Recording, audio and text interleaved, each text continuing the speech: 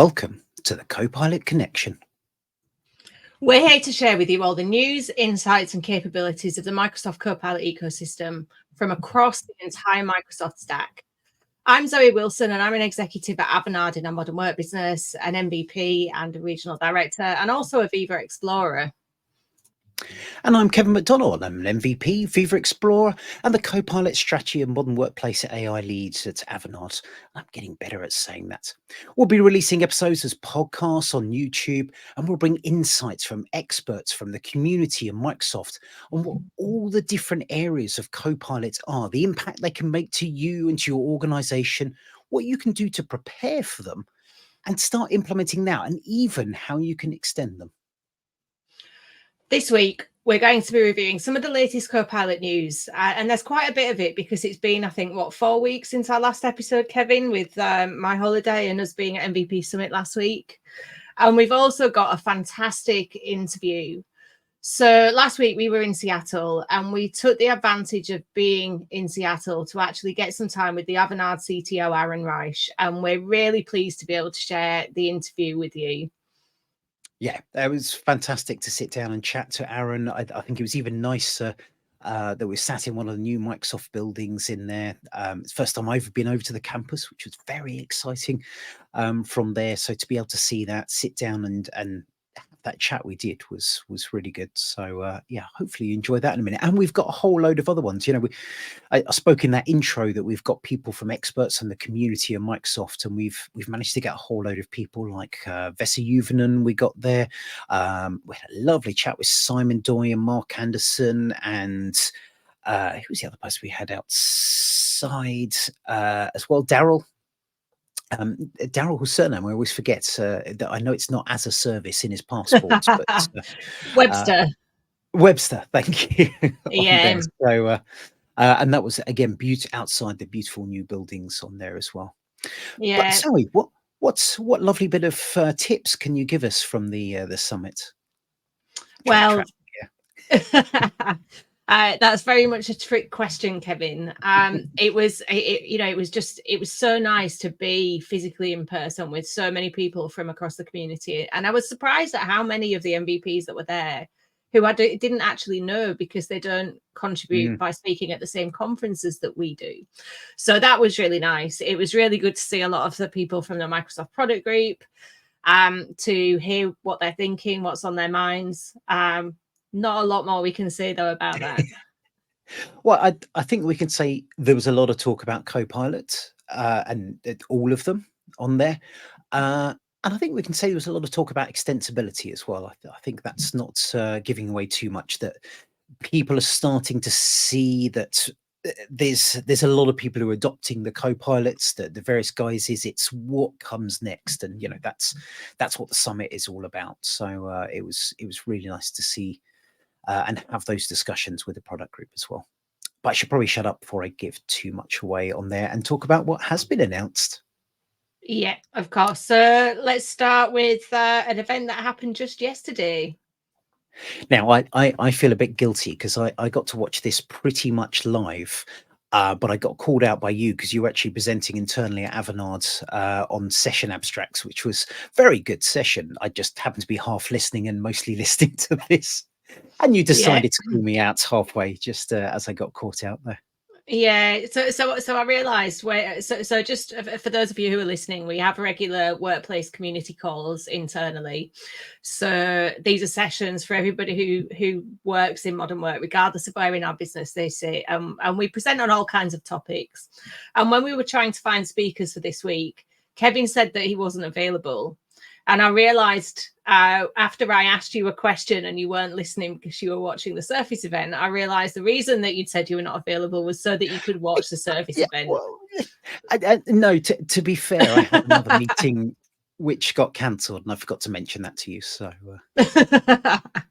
yeah.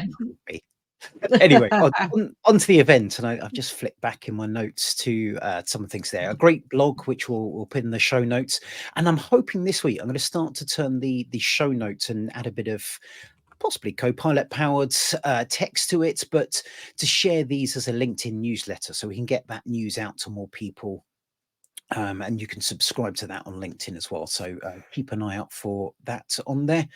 But really, it was about the big thing, as you can see, if you're watching the video, with these new surfaces that have come through, and these are going to have what they call NPUs.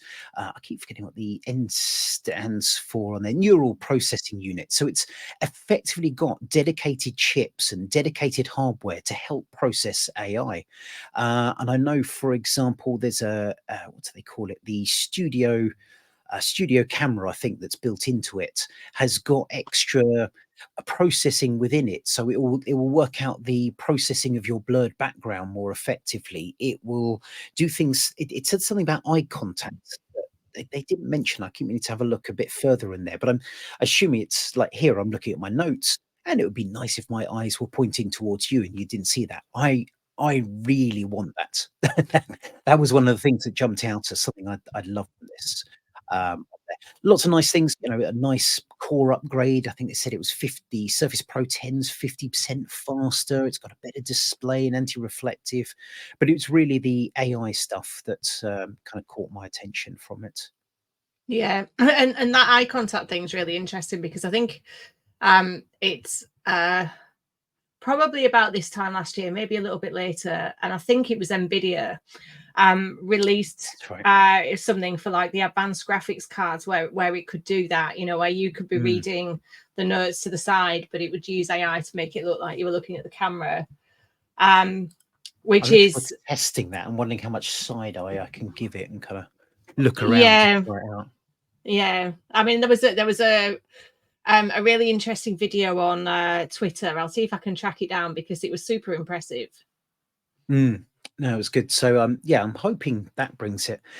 There was a bit more than just the hardware. They talked a bit about the I think it was the in-tune reporting. You can tell this is my area of expertise, but from the AI side, I liked that they have AI-powered reports on underutilized cloud PCs. There was a lot about the Windows 365 and the connections with that, so you can get your cloud powered within there. And I love that idea that it would kind of detect, well, hang on, you've got these big overpowered PCs, but people aren't using them, to bring that down.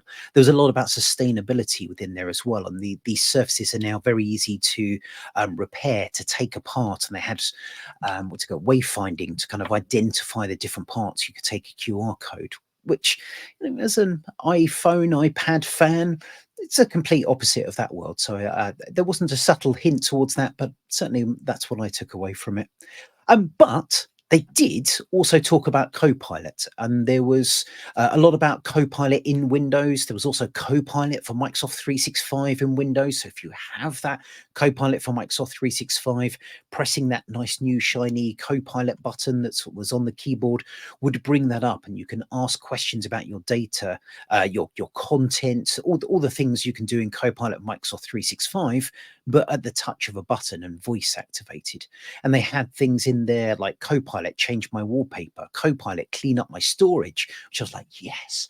Copilot turn on battery saver. And the cynical among you are going to go, well, hang on, you could swap out Cortana for Copilot, and you could do that a few years ago.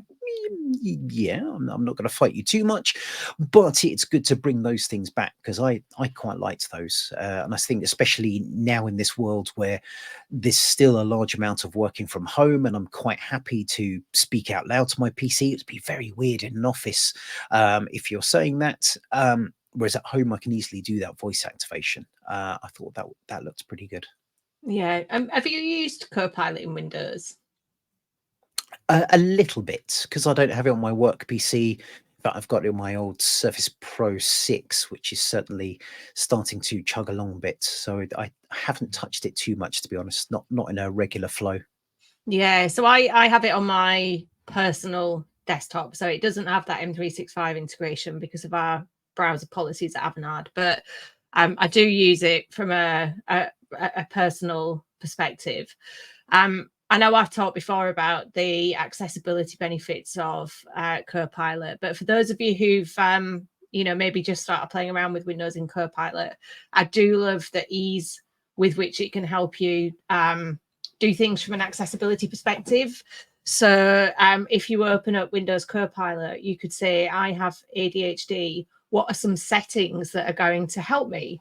And it will give you all of the different settings. It gives you instructions for how to enable them.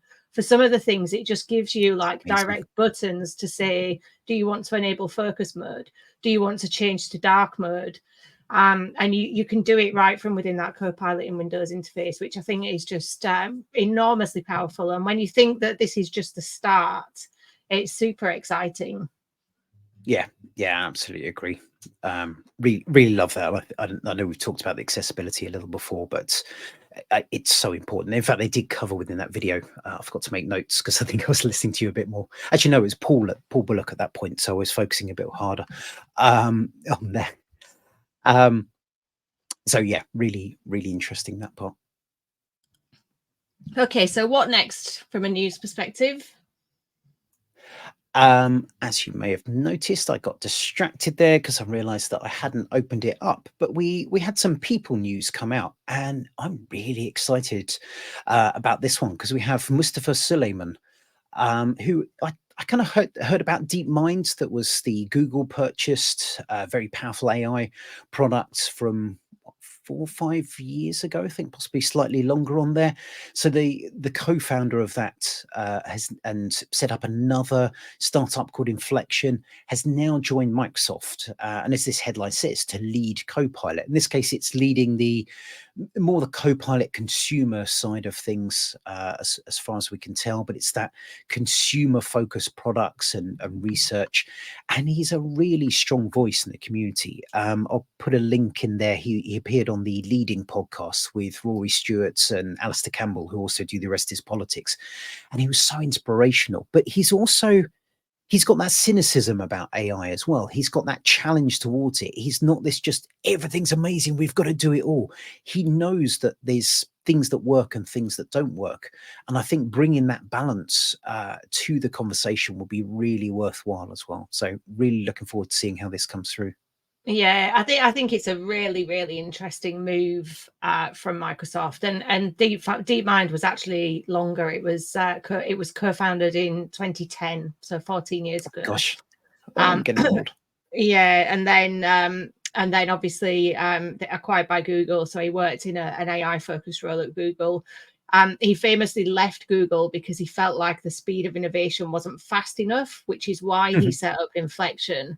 So that makes a really interesting statement to me, that he feels like Microsoft is the best place where he can have impact on AI, and that speed of innovation and ambition is large enough for him. And I was chatting to some quite senior people at Microsoft about this. Their view is that this will bring some real industry expertise. And I think if you read this, it says like Bing, Edge, Windows, they'll all move to him. M365 will continue to sit under Rajesh. But we'd expect to see them really collaborating closely. So things that happen in this new AI organization, Microsoft AI, we'd expect those to kind of ripple across the rest of that Microsoft AI ecosystem. Yeah, I do. I noticed Kevin Scott continues as the CTO and Executive Vice President of AI. I love Kevin Scott, so really glad to hear that as well. I hope it retains there. I hope this doesn't bring any division and kind of people moving at different paces within there as well, which is good. The other one, I'm going to try and dig out the link and put it in the notes. There was an interesting post, and I don't know if it's confirmed or rumors on there, but that's the payment to Inflection, because it's not just Mustafa Suleyman who's joined. There was also was it Karen, and I've forgotten the surname, Karen Simonian, and a few other of the team from Inflection have moved across. There was quite a hefty payment, but that was actually going to be in effectively by allowing Inflection's models to be one of those Azure model as a service. So it was kind of a combination of payments and that ongoing connection to Azure as well, which I thought was very interesting. In this time when there's not massive amounts of money flowing around, Microsoft are finding different ways to fund these big, bold moves as well, which I think is great. It shows that innovation you were talking about there as well. Yeah, it's quite interesting. And actually, when you look through some of the announcements and press releases that came out about this, I remember one of them mentions that they communicated this to OpenAI on the day that they broke the news, because essentially that would give Microsoft kind of models from another partner to run. So there was a very firm statement around them still being really committed to the OpenAI partnership, but it gives Microsoft a way of diversifying the models that they're making available to customers in Azure as well. Yeah. And I think that's good. I've been speaking with a few clients, and one of the things they've said is they want those options. They want to be able to run their own models in areas, not be stuck to one. And I think this gives it gives that ability.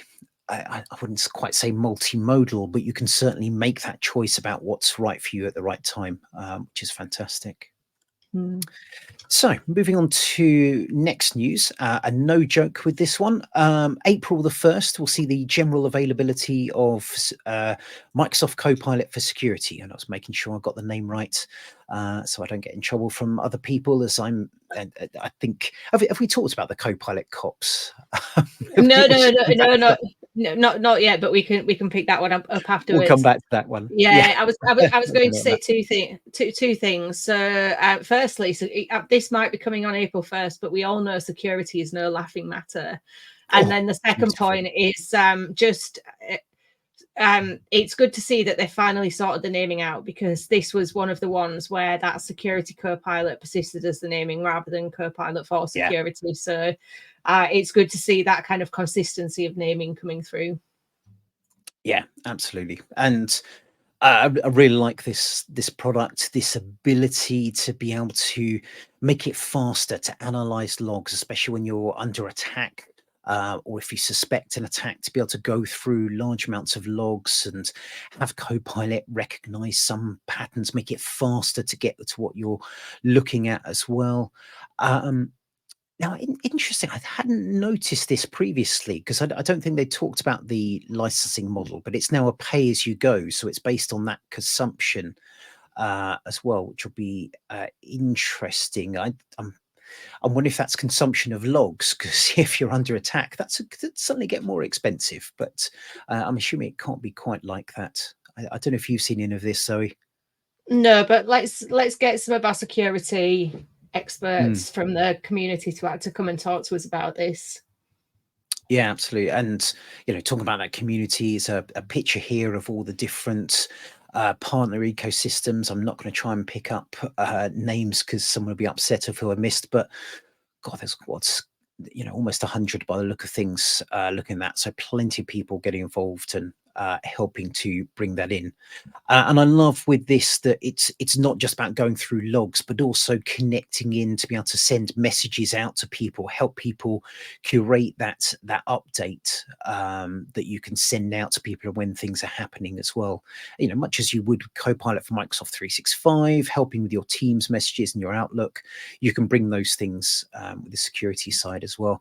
And I touched on earlier the integrations. There are third-party integrations being brought in for the Copilot security as well. So it's not just what's there, it's about what else you can do as well, which is fantastic. So next bit of news, talking about success. We've got some more for Copilot for Microsoft 365. We've managed to be pretty good at not touching too much on that until almost 20 minutes into the show, as is the most talked about one. But they released, what was it, the week before last, I think, this new adoption kit with a whole load of new resources on there, which are well worth looking through. And lots of things like stakeholder management worksheets, those user enablement guides, the tech readiness guides, which I imagine that's quite a small one, I hope, on there, but there's a lot within there that will help bring things through. And for those who thought Viva was dead, there we go. One of the top resources, Accelerate with Viva, on there, which is great to see as well. Yeah, so just on this, if you click on the scenario library,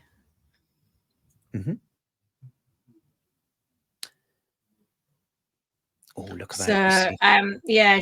So for those of you who are fairly early on your journey with Copilot for M365, this is a good resource to help you get started. What Microsoft have tried to do here is to look at some of the different like functional personas, so finance, IT, HR, and they've tried to put together guidance by department, which looks at some of the scenarios that Copilot can assist with. And it has kind of day in the life with different activities that they might do and how you might use Copilot in Teams for one thing and then Copilot in Word for something else, just to start to give you ideas for how people might use it differently depending on that functional role that they have. Nice. One thing I'm realizing from this, and I said we are going to go on to Copilot for Microsoft 365, this scenario library actually goes beyond that. This is Copilot as a wider entity on there, because I can see within this one, within finance, it talks about Copilot can be extended into ERP systems. And obviously we have that Copilot for finance that I think we talked about in the last show as well within this. So this isn't necessarily just focusing on the 365 side. And I'm sure if we look at sales, that will talk about Copilot in sales, sorry, Copilot for sales as well. So yeah, good to see that kind of blend between things. It's got me wondering more about hoping that they're not confusing too much, and especially when it comes to licenses, that where they are making these recommendations, they're clear what you can do with what licenses on there. Doesn't come across straight at this level, but I'm going to Yeah, I assume mean, they're being good on that. yeah, click into one of the. If you just scroll down a little bit, click into that not the documents. If you just go up a little bit, where it says increased number of opportunities pursued, let's see what it does. There you go. So it's kind of giving you an overview. Yeah. So it tells you what the different solutions are that could bring it across. That yeah, and to a certain degree. For those who are listening and can't see what we've got on the screen, when you're browsing through the scenario library, if you click on the overview of the scenario, it's bringing up something that gives examples. It's giving you the roles that this might apply to, and then it's showing the Microsoft AI solutions that that count as well, including the different kind of Dynamics, M365, and the crossover ones. Yeah, so that's good. They mention those different things there, and I know there's that kind of push towards talking about a singular Copilot on these areas that I'm hoping some of us challenge to a certain degree, and keep Microsoft honest and don't assume that everyone's going to buy every single license, which has to be realistic as well. I'm going to shut up before I get myself in more trouble on there as well. I'm just trying to bring up, and have you? Yes, you've just sent me the Copilot cops, but I guess before we talk about that, those watching on video notice that we are wearing some rather fabulous outfits, and I think this was down to you, Zoe. Yeah, so I just thought with us being at MVP Summit in person last week, and in person and in the same place, it might be a really good opportunity to promote the Copilot connection, to make people more aware of it. So we have got these lovely little matching hoodies with the Copilot connection logo on the front, and then the name of the podcast on the back. For those listening or not watching, Kevin is doing a really great job of modeling this. And yeah, we did talk about getting a hot pink hoodie, didn't we, Kevin? But we did.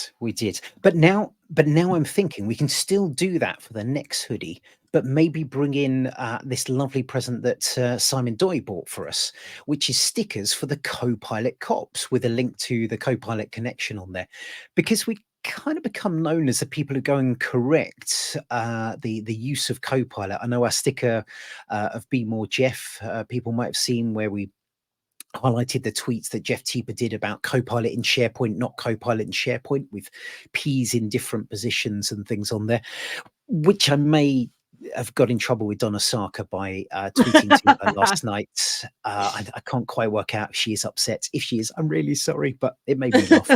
And a few others. Yeah, so, I mean, that was just perfect timing there. So Donna posted Copilot with the correct capitalization, SharePoint with a small p. And for those of us who've worked with SharePoint for the last 2 decades, you'll know what reaction that gets from us. So it was just perfect timing. I do love these stickers though. Thanks so much, Simon, for pulling these together. What Simon said to us, was we're the people who are correcting the spelling, we're busting the myths. We're just there to kind of well, I don't like to say correct people, but hopefully educate people and put them on the right path. Yeah. Absolutely. And do call us out. I know occasionally my forwards and ins get the wrong way around as well. So I try my best to keep that correct on there. So we do have some proper news as well. Well, actually, this one wasn't quite news on this side. Let me zoom that a little bit, but it was something April Dunham post. So April's one of the is it developer advocates for the Power Platform team? Certainly one of the advocates working over at Microsoft. And what I love about this is that she actually posted about explaining the Canvas versus model-driven apps in the style of Dwight Schrute from The Office. So if everyone's seen the US Office on there, they've picked up that style.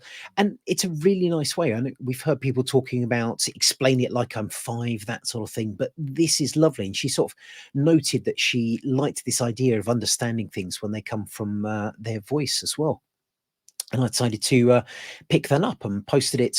Another one from picking it up around trying to describe the different Copilots in the style of Terry Pratchett's, one of my favorite authors out there. And it's kind of picked up different versions of that and talks about the friendly Copilot and the humorous Copilot on there. So again, always got to check the details on this. But I took it a little bit further and I was like, oh, it'd be great if I could use Transformers. Lauren Strant and a few others have been talking about our love of Transformers. So I thought, I know, how about you ask to explain the differences between Microsoft Copilots and Google Gemini in the modern workplace to a group of Gen X folks that still harbor a deep love of Transformers from the 80s.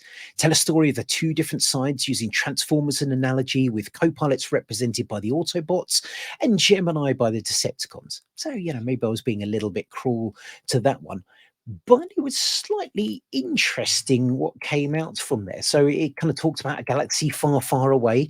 No Copilot. That's Star Wars, not Transformers. Don't trigger geeks like that on there. But it talked about the Autobots and the being the Copilots. They could summarize, analyze, and collaborate and automate tasks, which is great. But then the second part got a little bit dark. On the other hand, the Decepticons, and I'm adding my own brackets here of saying AKA Google Gemini, were a group of robots with their own agenda. They were equipped with advanced AI technology, but their primary goal was to dominate the galaxy and control all information. Oh, I fell a little bit on awkward ground at this point on there with my responsible AI from that. So I didn't post that out, but it's kind of sat on my mind, and I thought it'd be worth us talking a little bit about on there and the kind of biases that come into the system. Yeah, for me, it's almost the last paragraph where it says, the Autobots would use powers to help their human friends, while the Decepticons would use powers to try and gain control. And it's up to the humans to decide which side they would choose. Would they choose the helpful and trustworthy Autobots or the powerful but potentially dangerous Decepticons? So yes, it gave me a good giggle in a slightly nervous, awkward way from there, I think it's fair to say. And I would say I'm sure there's some conspiracy theorists out there. Microsoft would not have tailored these results towards that. This is just what people are saying out on the line. I'm sure ChatGPT would come up with a similar thing from that. Or be interesting to try this with Google Gemini. Maybe that's something I'll give a go at some point. All right, so moving on, I think we've got one more bit of news, which is around some of the new training that's been published on Microsoft Learn, specifically for Copilot for M365. Yeah, that's right. So David Sauvignon Luna posted. I think someone else reposted, so I think it came from Amy Diamond. And there's some new links to trainings we'll put on there around optimizing productivity, introduction, empower your workforce with use cases. The one I particularly like the look of is that craft effective prompts for Microsoft 365. I think that would be a really good one for people to learn.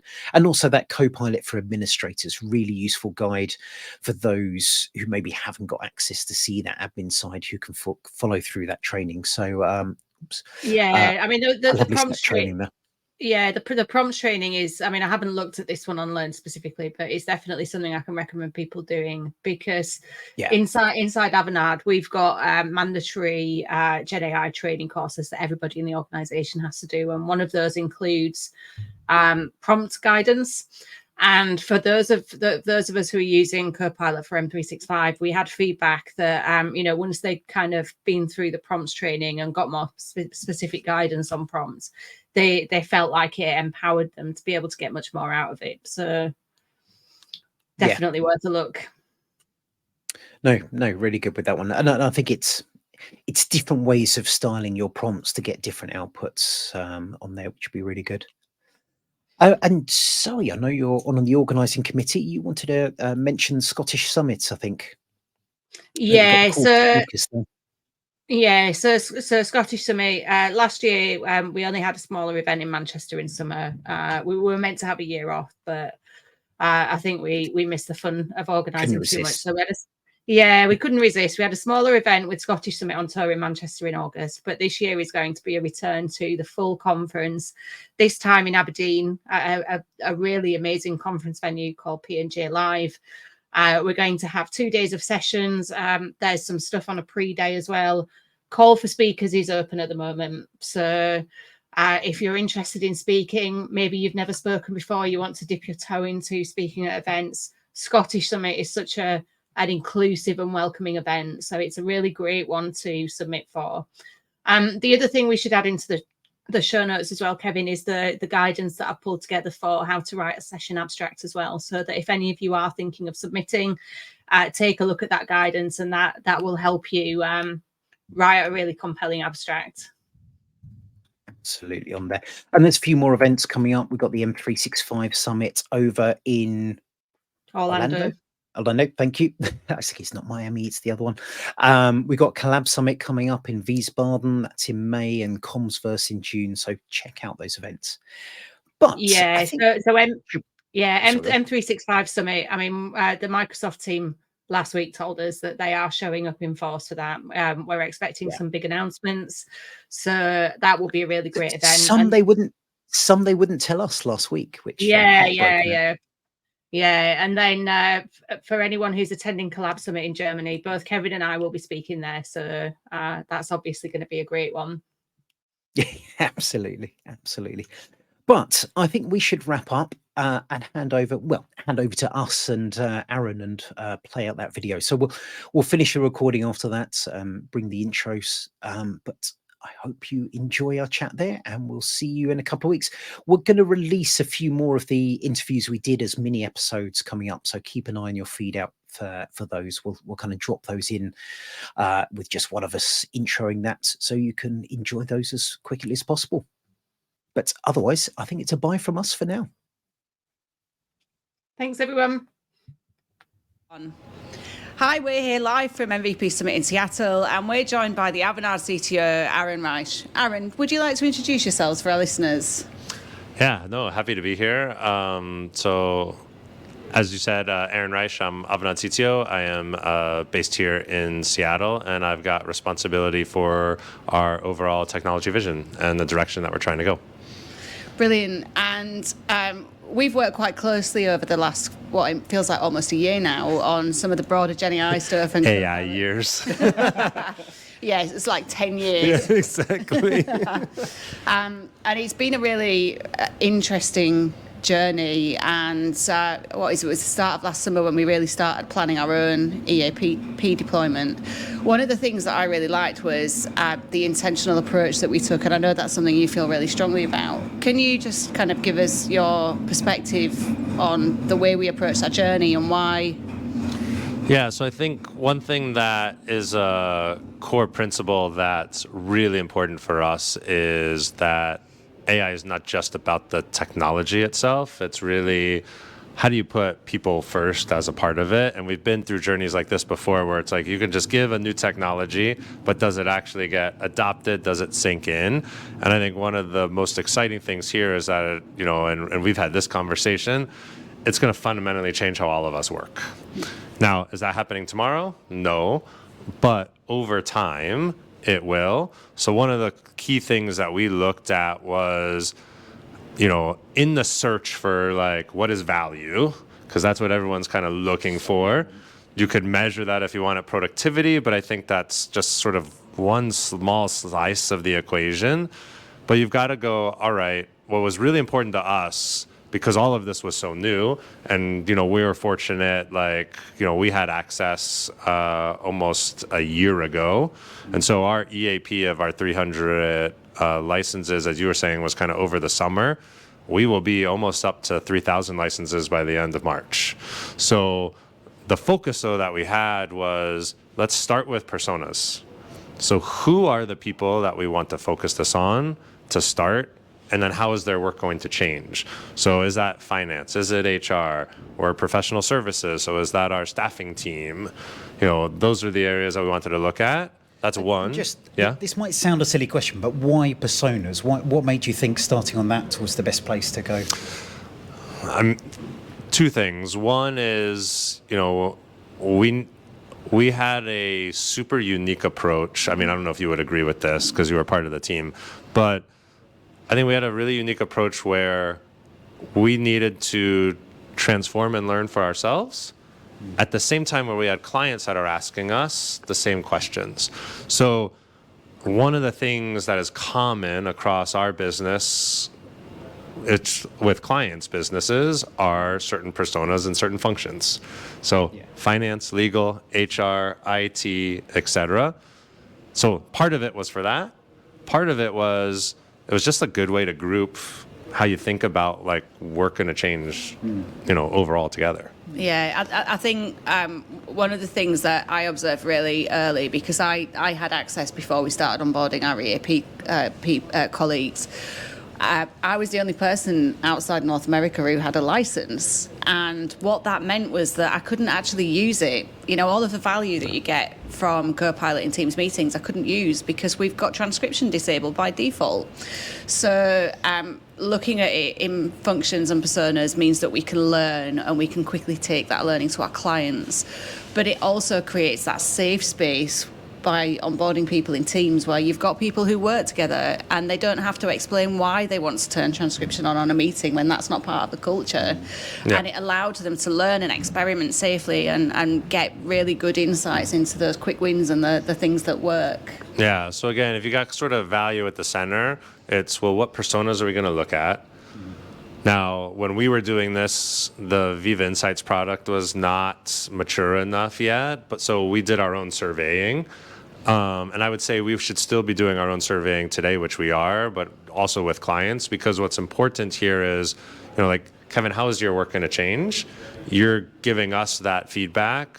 Viva Insights will tell us a little bit more, not at your individual level, but an anonymous level of, who's using what and how.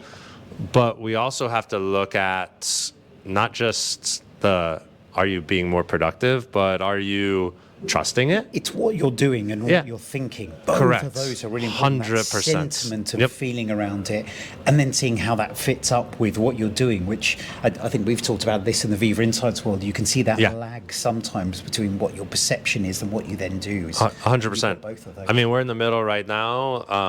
I think it'll be published in another couple of weeks, but overall trust in Copilot, that is just a big thing to kind of think through, because it's all people-based. And our change, I feel like I took an anecdote from you. I don't know if you told the story or not, but if I look at my own work of what I do, it's still a muscle memory, right? And so that's where I think, Zoe, you had, I just took the story from you and it could not have been you, but someone put a sticky note on their monitor that said like, remember Copilot.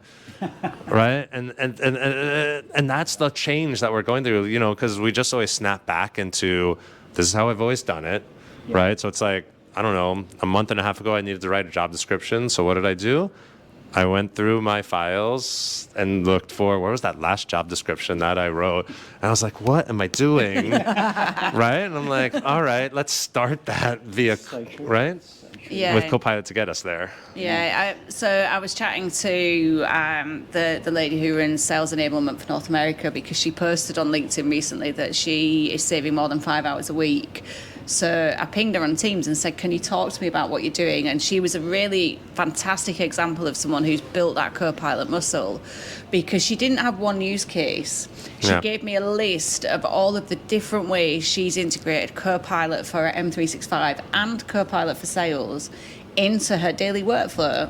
Like she's using it all. But I think that's the crux of the measure, right? So we could look at, and Kevin may go, I mean, we see the same thing, right? So, because we're doing Sales Copilot, we're doing M365 Copilot, we're doing GitHub Copilot, we're doing Security Copilot, and we're doing Custom Azure OpenAI plus any other models for our own business and then for clients. So, as we look at all of that, if I just give Kevin a license, that's great. He may save 2 hours a week, but he may decide to go have a 2-hour lunch, right, in that time.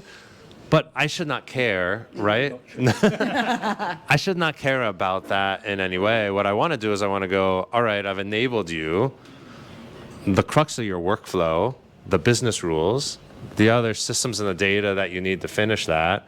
How do we think about that whole stream? And if we can measure that whole stream and actually think about how that gets reinvented, that then is extremely powerful. And I think that's where we're going. We're just in, we're a year in plus, right? So it was interesting. We're talking to someone on that feedback session. They were saying that they're seeing people saving some time, absolutely. But in other cases, they're seeing the quality of what they can do become even better, because they're almost reinvesting that time into getting better quality output. Whereas before, you kind of churn something out quickly and go, yeah, it's okay, I haven't got time to rewrite it. Suddenly you have that time to be able to rewrite it, get it exactly how you want it. Even if it's not quite there in your head, you've got Copilot nudging it along. It's like, I want it to be a bit more like this, or a bit more professional, or a bit more easygoing. You can move things along. So it's not just the time saving, the quality is starting to come up as well. Yeah, and I think what's a challenge in here, but in a good way, which creates sort of opportunity, is inherently Copilot's an individual thing. And that is good. But what's really gets interesting is when you look at it from a teaming aspect, or how we make sure that, I always use the example of like, if across the three of us, one of us is going to be a better Google searcher than the other. At the moment, even though I don't believe we're like, there's going to be a whole prompt engineering world we're going to be in, we're just kind of in that state right now. We got to bring everybody up to the same level, right? Because you may have access, and you just may have a little bit of better fidelity to kind of figure out how you're going to do what you need to do. But that's why also through a change management program and helping coach, like I think one of the things that was not intentional, but it was actually a really great lesson learned that we had, was as we were going through, we named these things cohorts. So our first cohort, before we even got to 300 licenses, when we did the first 20, I know Zoe, you were in that group, like this was the exploration. What does it do? How does it work? Can we break it? What data do we have that we don't want other people to be able to see? But what actually ended up happening was those 20 people became the champions. And so in the cohort of the 300, those 20 people are aligned with senior leaders or other people, or joining focus groups and going, this is how I'm using it. This is what we're doing. And then we created, then we created more sharing around, well, these are prompts that I'm using and that are working really well. And so it's a bit of the community aspect that's in this, because we all got to level each other up in some respects, versus otherwise we create some kind of have and have nots, which is, a little dicey. Yeah, I mean, it's so early on this journey, isn't it? I feel like what we've been doing for the last 6 to 12 months is really just understanding what is that individual value. Yep. And I love talking to people about reimagining work, because you're right. It's not just doing this through the lens of one Copilot. It's looking at all of the touch points that someone has, all of the data that they need to interact with, the way that it flows around the organisation, and looking at how that can be completely reinvented. You know, are there processes that can be completely re-engineered to cut out complete steps? 100%. Yeah. I mean, that's why, in our next activation of our cohort, we've got more of our staffing team. So for those that don't know, like, as we sell a project to a client, we then go figure out, well, who are we staffing on that, and who's available, and who's got the right skills, and all of those things. That's a teaming effort. When you look at it within a particular geographic region, those are the same people that are always getting together, talking in the same meetings, talking about the same people, around the same documents and the data. So enabling them now with Copilot, we should actually begin to see what could be just what you're talking about. So like a fundamental change of how they work and their workflow that could be almost in some respects slightly reinvented. They've just been doing it the way that's worked best for them. Not that that's wrong, but we have this new opportunity that's here to sort of step back and look at it a little bit more holistically. Yeah, it's not just about doing your job a little bit better, which I think is what Copilot gives me today. It's about doing it in a completely different way, which is super exciting. I loved it. One of these sessions, and I'm pretty sure I can talk about this, was saying stop talking about how can I log a service desk ticket. Stop talking about how can I book vacation time. Think differently. Think about where this could take in new worlds, and that's going to be really interesting to see what people do 100% as well. So, shall we go on to the sort of standard questions? So we've kind of covered some of these a little bit, so we can move on a bit there. But what does Copilot mean to you? So to me, I'd say Copilot is it in its simplest form. I mean, it's an AI assistant, and it's somebody that is helping me. It can't do everything for me, but it is supporting me in whatever task or direction that I'm trying to do. And I look at it pretty rudimentary today, but getting to something that could be much more sophisticated going forward. And I think what's nice is it can be applicable to, it doesn't have to just be workplace related things. It can be consumer related things, like the concept of a Copilot, or even more other in-app Copilots, a Copilot on your mobile phone that is across, again, there's complexity of how all those things, and it's access to data, but it's a genius in its simplicity, but at the same time, it's how are we going to have additional support for other things that we're going to do across our lives. And could you think of any experiences with Copilot already that have made a difference for you or people around you? I mean, for me, I still say, like, it's mostly meetings and emails, and like I'd say that's where I'm spending most of my time. Now, I try it when I got to go create something new. So can I give it 3 documents, ask it to summarize those things or create something new as a part of it? Yeah. It's not there yet by any means. And part of it is how much am I willing to continue to play versus how much is it learning the right ways to do Correct. things versus it just being natural as well. Yeah. I think it's different. So. Yeah, I think that willingness to play when you get to a really senior level with the meeting load, the amount of stuff that you have to review, the demands on your time, that's one of the things that I talk to people about a lot, because for us it was really important that we got our senior leaders onboarded and that they understood the value, because they need to champion it for us, both within the organisation and with our clients as well. Yep.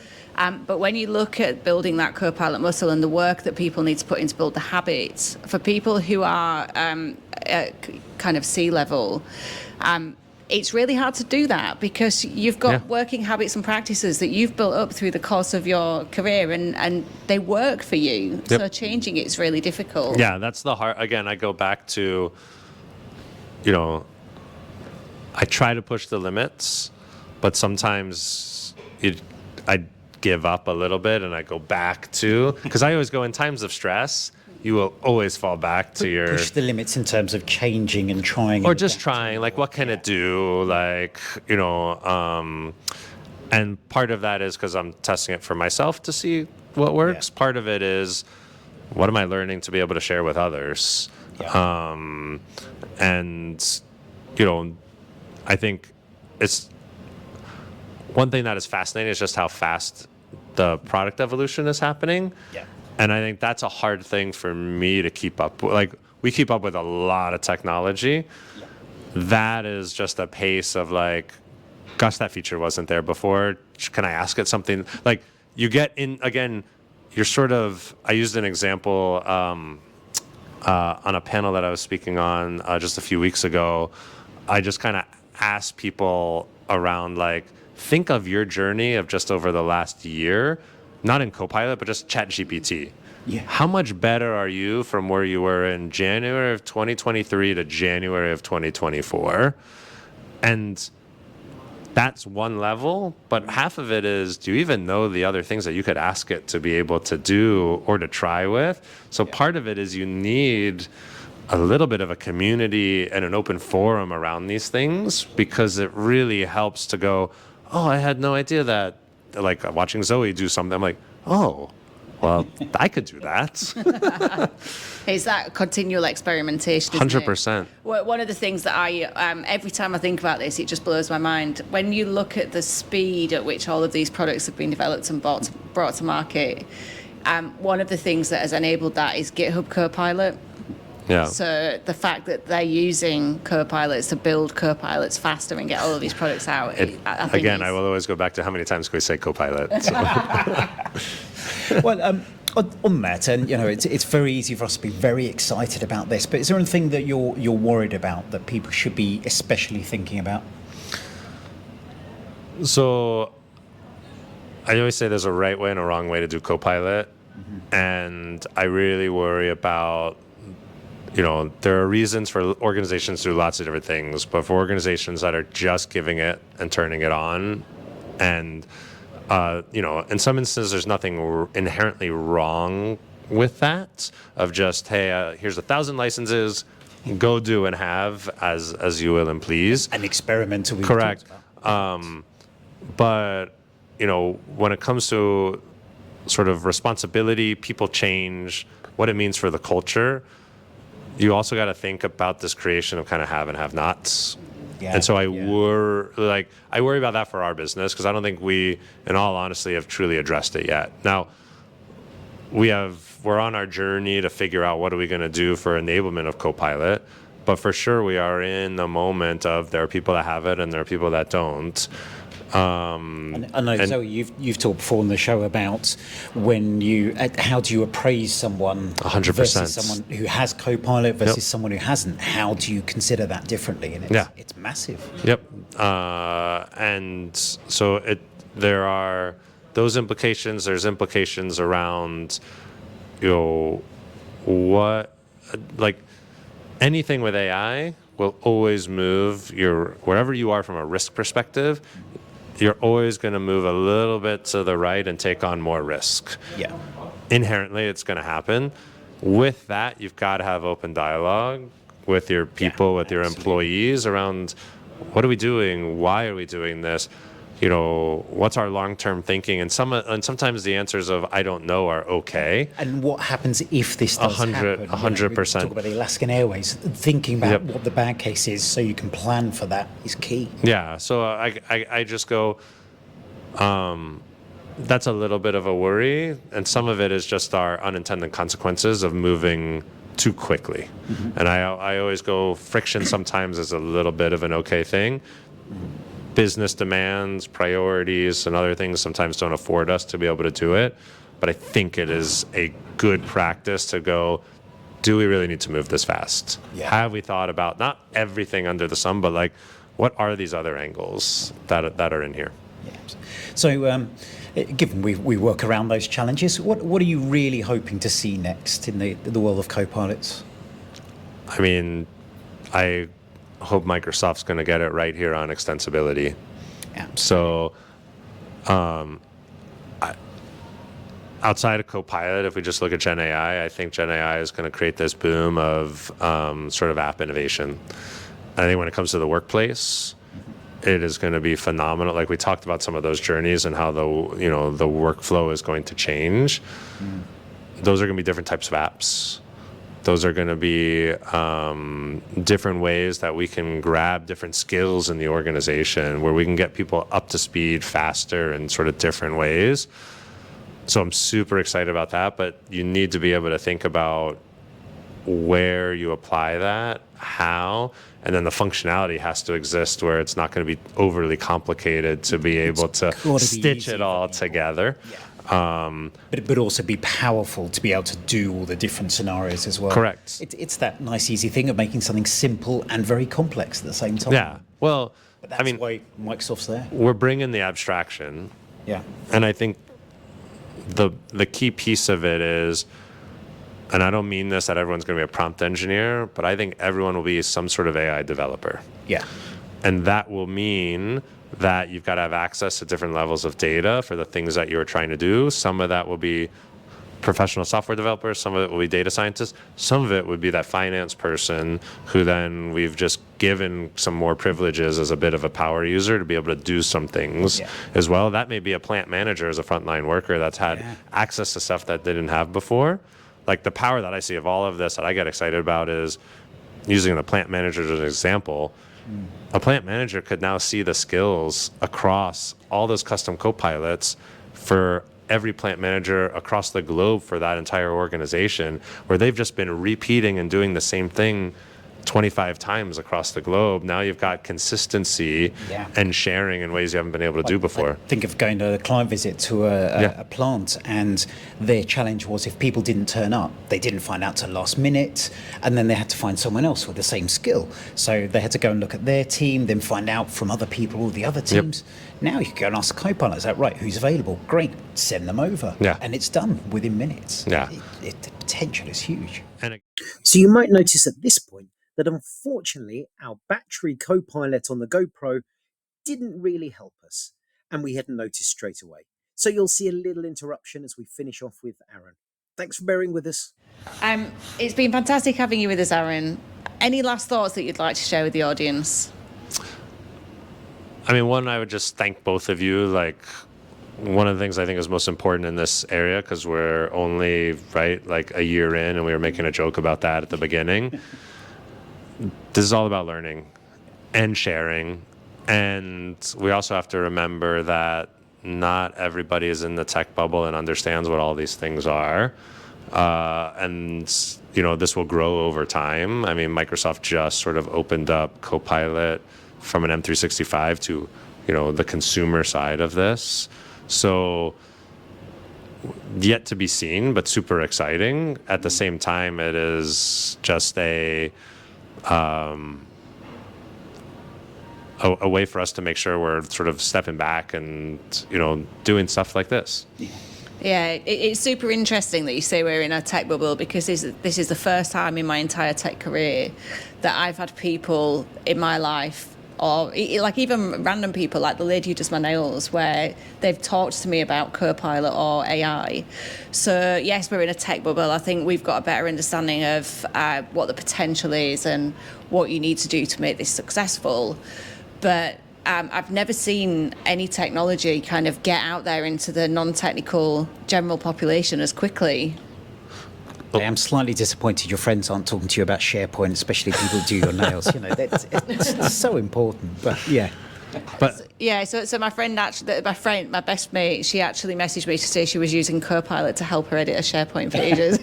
And I know that her company didn't have Copilot for M365, so I was asking her questions, and I managed to establish that she was using the artist formerly known as Bing to help her edit her SharePoint pages.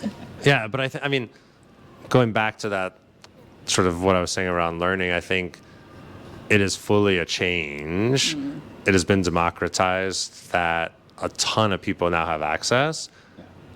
That changes how they think about what they do, how they do it. And then organizations need to be ready to know because they're going to have expectation on those tools. Yeah. Correct. And I think a lot about that from university students that are coming in, because university students, in 2 years from now, are going to have 4 years of ChatGPT experience without thinking about security, data privacy, right? Which completely changes when you join a large organization. Yeah. But they'll just go ahead and do it anyway, and it's how you control those things and how you plan. 100%. Yep. Well, that was absolutely fantastic. Thank you very much for your time. Thank you there, both. I and, hope you both have a good rest of MVP Summit. Absolutely. Thank you. Yeah, thank you.